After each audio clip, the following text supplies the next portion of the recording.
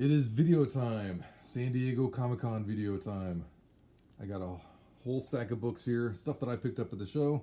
I got a drink that I can use for my disused and parched throat because I'm not used to talking so much. And plus, after the show, well, I talked an awful lot, so now it's an effort to get through the day. But anyway, yeah, San Diego. I feel like if I was a more professional, videographer, this is where I would have some cool opening thing with music and graphics, like Reaper Tate has or somebody. But yeah, so I got the souvenir book from San Diego. I don't know all the artists who worked on it. Obviously, Jim Lee got his signature right there. It's a wraparound cover, so you got characters on the front and the back. This was the 50th anniversary of San Diego Comic-Con. Kind of cool to be there for that, even though, I don't know, I mean, it didn't seem like they did anything particularly special for it, but in fact, in a weird way, some of the stuff seems scaled back from the previous. This is the 4th year in a row I've been there, so like, for example, the booth where I was working was like 2 aisles over from where the DC booth used to be. This year it was the Image and Skybound kind of combined booth. But in previous years it was the DC booth. DC kind of, I guess, consolidated with the Warner Brothers booth, and they were tucked way back in the corner, closer to Artist Alley than anything else. And yeah.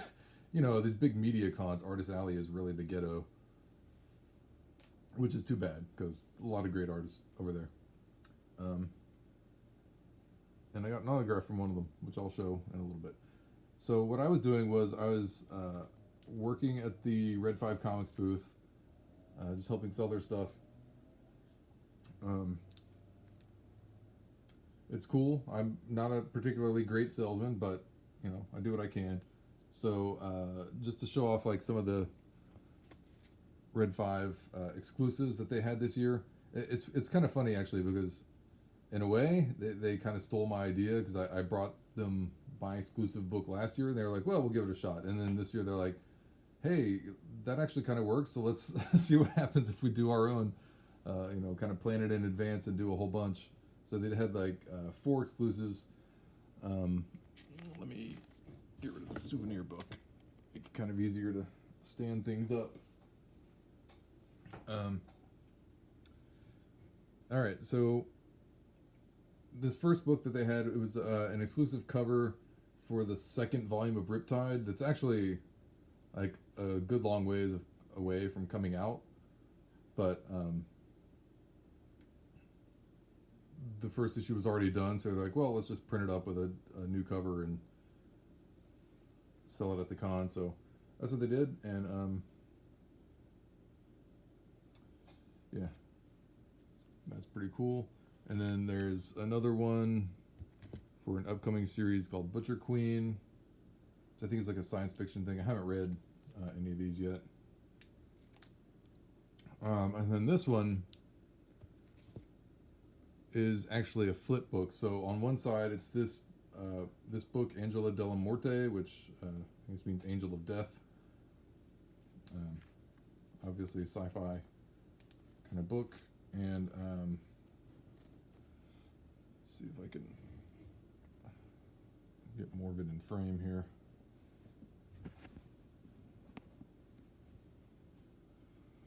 All right, that will have to do. Okay. And then on the other side of the flip book, I got 2 copies of this, is this book, Machine Girl. Both of these are from Argentinian creators that kind of brought their books to Red 5 and to have a publisher in the US. And the final Red 5 exclusive from that show is this cover for the first issue of The Dark Age, which is another book that they have coming out real soon. In fact, this particular book has been pretty I don't know, like people have been into it. Um, the Free Comic Book Day did really well, and there was like a big hullabaloo about the Comics Pro. What do you call like the retailer summit? Like they did an exclusive cover for that, and yeah, that was on like the what do you call the Hot 10 list or whatever. So that was something. All very cool books. All right. I also got. I just kind of wanted to show this.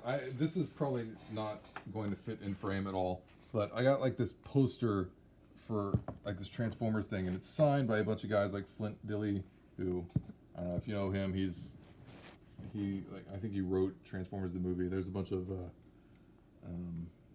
there's other autographs on here of like some of the toy designers, and like, there's one of the Japanese toy designers, and it's this big poster for like this Unicron toy that they're doing a Kickstarter for, and they actually had it at the Hasbro booth, and yeah, 27 inches tall, and it's it's absolutely epic.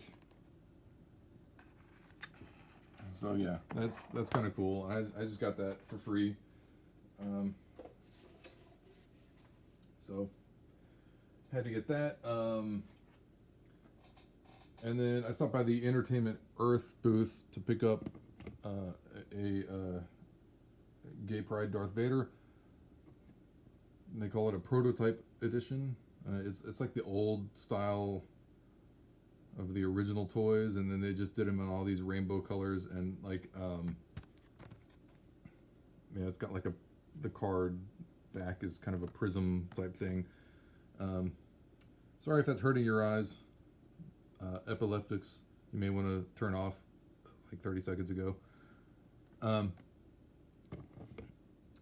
yeah, I don't know. I may sell that because I don't have any particular attachment to it, and supposedly each one is unique, like the different color combinations. I happen to get one where every single limb is a different color. That's kind of cool. I mean, that has to be, because I saw some where like an arm and a leg would be the same color and stuff like that.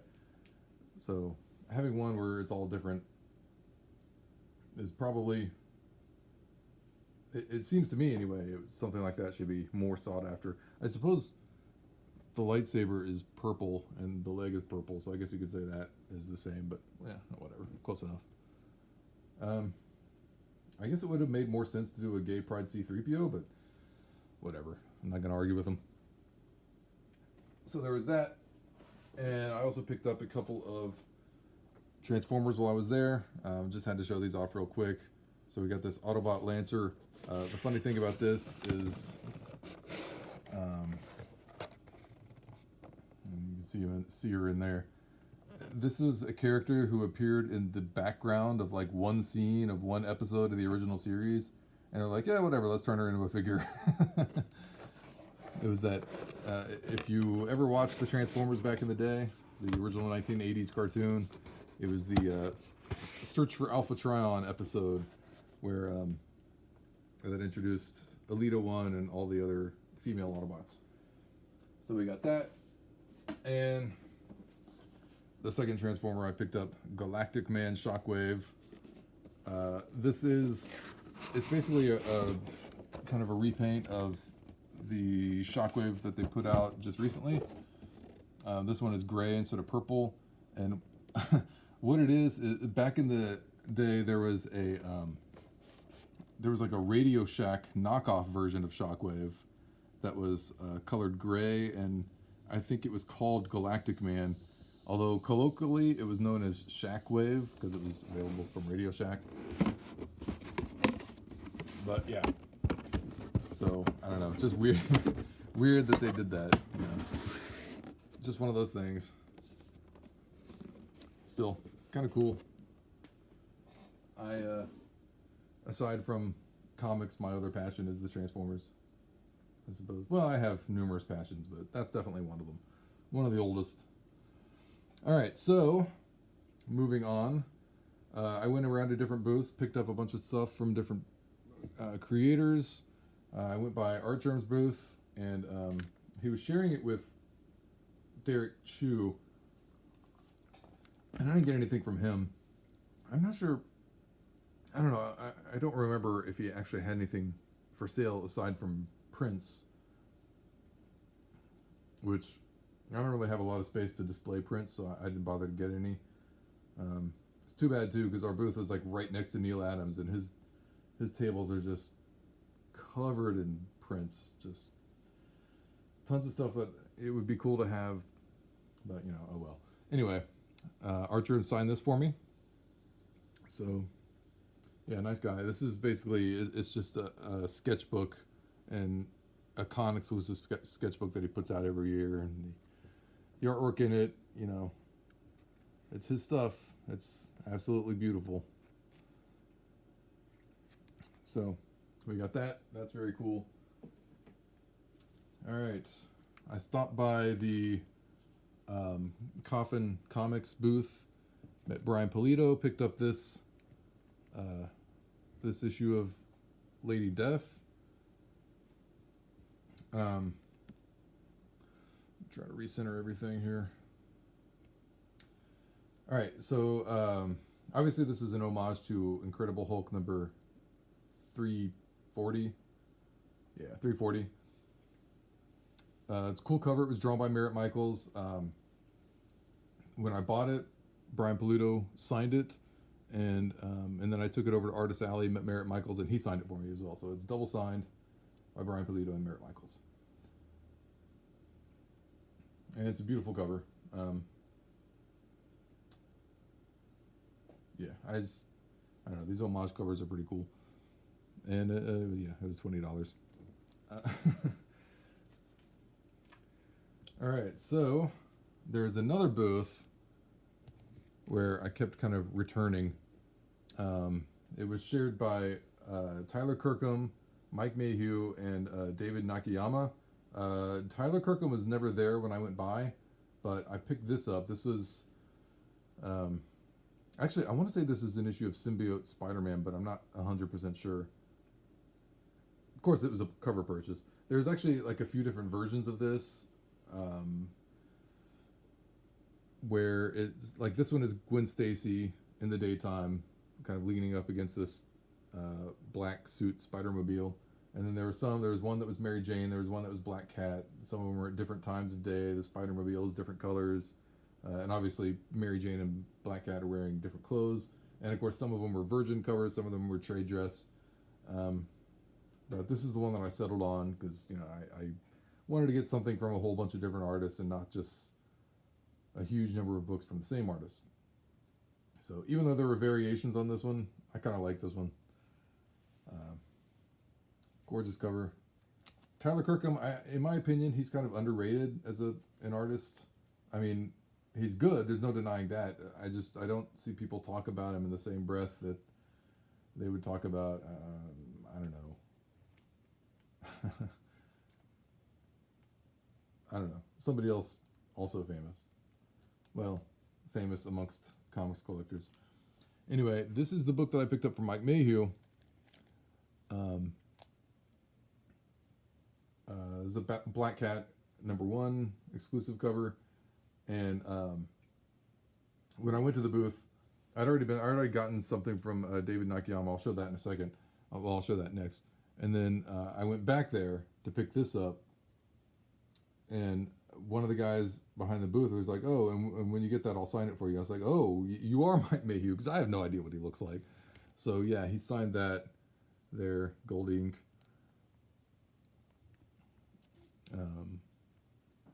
Very nice of him. Everybody I met was very nice. And next up, we got the Black Cat cover from David Nakayama. He was there both times I went by the booth. So I picked his stuff up the first time that I went by, because this Black Cat cover is stunning. And yeah, I had to get that.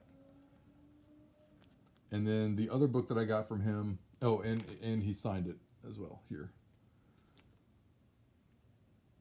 And the other book that I got from him was his Vampirella cover, which was also a con exclusive. And this is one that I chatted with him for a little while. We were talking about Frank Frazetta and like the artists that came after Frank Frazetta, and he said he was like trying to do it more in the style of the artists who came after Frazetta, because really nobody can really do Frazetta. So anyway, he also signed this one right here. But yeah, that is a beautiful cover. And yeah, so we got those, and there are a lot more Black Cat and Vampirella books to come. Well, a lot more Black Cat anyway. All right, so I stopped by the Aspen Comics booth, picked up the like 2-pack of exclusive covers from Michael Turner, which, you know, I guess is unused art of his, or maybe stuff he did in a sketchbook or a commission or something. I don't know. Obviously, it's old art, but yeah. So we got this one, very nice. This one's got the trade dress on it, and then they also had a Virgin cover with this artwork on it. So yeah, both of those are very beautiful. I really like those. And there were, like, as the con went on, I got a lot of this stuff on Wednesday night. Something I actually mentioned in a comment to Comic Crypto Castle Hills when he showed off his Alex Ross Immortal Hulk covers. I told him that I had gone by the Alex Ross booth at San Diego specifically to get those, and he was sold out. Or actually, I think he still had the signed versions, but he was sold out of the unsigned version, and I didn't really want to spend over $100 on them, so I passed up on the signed versions. I would have got the unsigned ones. But, so, I mean, even, like, and actually, I think that was, like, early on Thursday. So, some of the stuff I got on preview night, and then some of the stuff, like, actually, this next batch of books I got from the Marvel booth, and I've been trying to get in their line for several days and hadn't been able to. Finally on, I want to say it was Saturday, or no, actually it might have been Sunday. Yeah, in fact, it was Sunday. It was the last day of the con. Because they weren't letting exhibitors get into their line, like right at the start of the show. They said, oh, you can come back in 15 minutes and get in line. Of course, after 15 minutes, the line was full and they'd capped it and they were turning people away. So there was kind of no chance to get in. So maybe I shouldn't reveal this, but I used somebody else's press badge and got into the line, got into the line right at the start of the show on Sunday, and managed to get to the Marvel booth, thankfully. And it was crazy too, because there are people who you know, you're like lined up around the booth, and there's crowds like pressing against the line, and they're like people who will offer you money to let them cut in line, or trying to get you to buy something for them. Yeah, it's just insane, the Marvel booth. It's crazy. But anyway, I did get through the line, and I got 3 books there. I got this Miles Morales Spider-Man number 8 by Scotty Young. This came with a pin. Yeah, I'm not prepared. I have the pin. I think it's over there. I think it's still in my suitcase, but well, I won't bother to show it off. But it came with a little pin of Spider-Man Noir done in Scotty Young style, like the baby Spider-Man Noir. So that's kind of cool. Then I got this. Oh wait, these were also numbered. So like this was 1,111 of 1590. Yeah, whatever it is. 1,500, I think, or something like that. And then I got this J. Scott Campbell Glow in the Dark Captain Marvel issue. I don't know, I think it's number 7, maybe. I'm not sure. But yeah, this one's also numbered 2,400 and something out of 3,000. So yeah, you could tell they were starting to run out by the time I got through that line. So thankfully I managed to get through it. Let me move these. And the last book I got was the John Tyler Christopher Uncanny X-Men, the Rogue cover, like the negative space cover. That's just really cool looking. And again, numbered 2612 out of 3000. So yeah, that's just really cool looking. Okay, so a bunch of other books that I got. Let's just go through them. We got a Black Cat cover by Adam Hughes. And some of these, I don't know if they were actually just exclusive to the con or if they're store exclusive. I think I got this at the KRS booth. So this is probably something that's available on their website and not actually a con exclusive.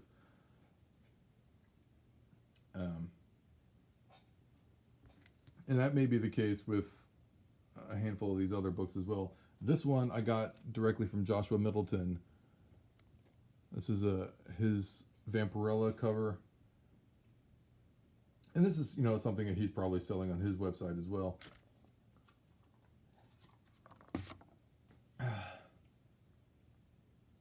But yeah.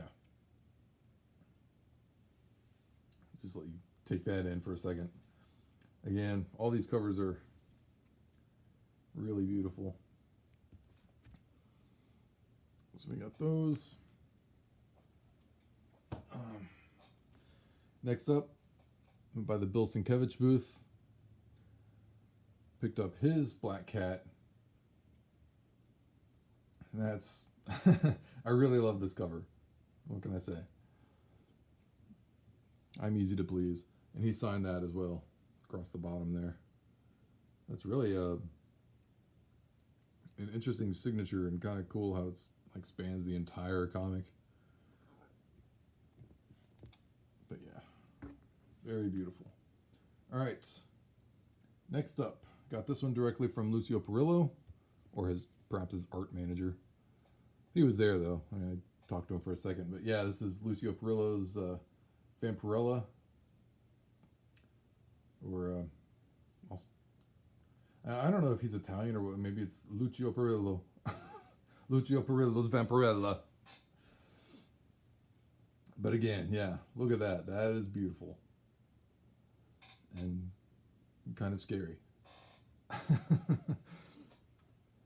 But you gotta love it. Alright, so that's good for those. Next up, J. Scott Campbell. Can't go to San Diego without stopping by J. Scott Campbell's booth and getting one of his exclusives. So this year he had this Black Cat cover. Of course, it's signed and it's got the, in fact, it's got the certificate of authenticity. Probably a lot of these have certificates of authenticity. Not the ones that I personally got signed, but a lot of the others. I just forgot to show those. Anyway, yeah, of course, an homage to Todd McFarlane's Spider-Man #1. You can't go wrong with J. Scott Campbell drawing Black Cat. Speaking of which, while I was there, not only did I get this book from J. Scott Campbell, but I also got this book from J. Scott Campbell. Again, autographed. This one has been super hot. It's based on an old, French, what do you call? I don't know, like a club.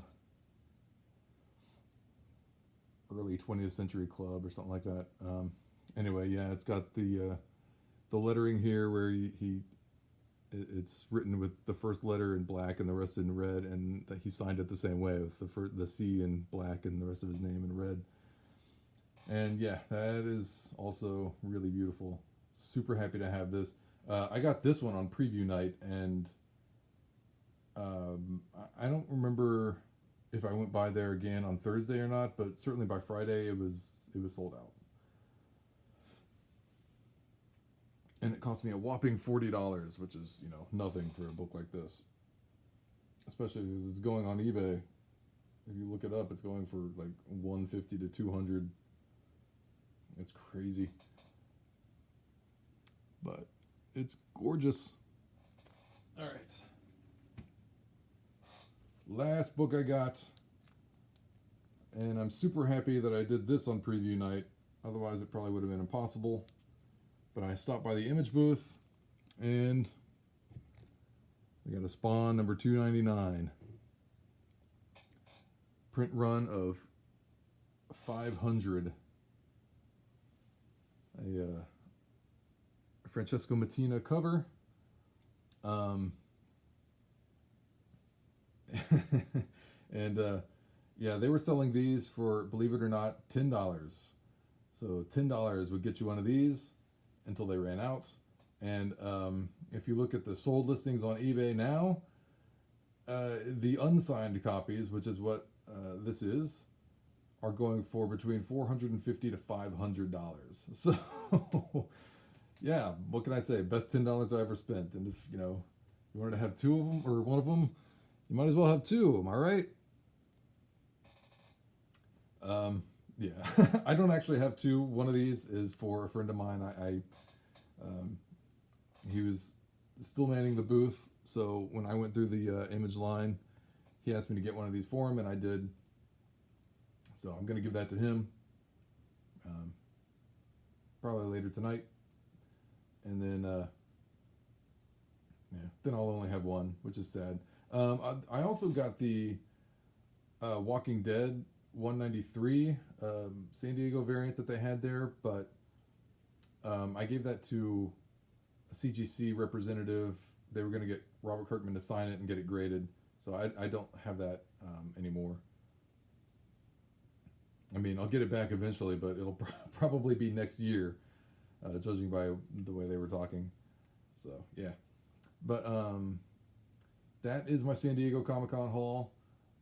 It took less than half an hour to get through, which is what I was hoping for. I hope you enjoyed. I hope you saw a lot of awesome books that made you very jealous. And I will see you guys in the next video. Adios.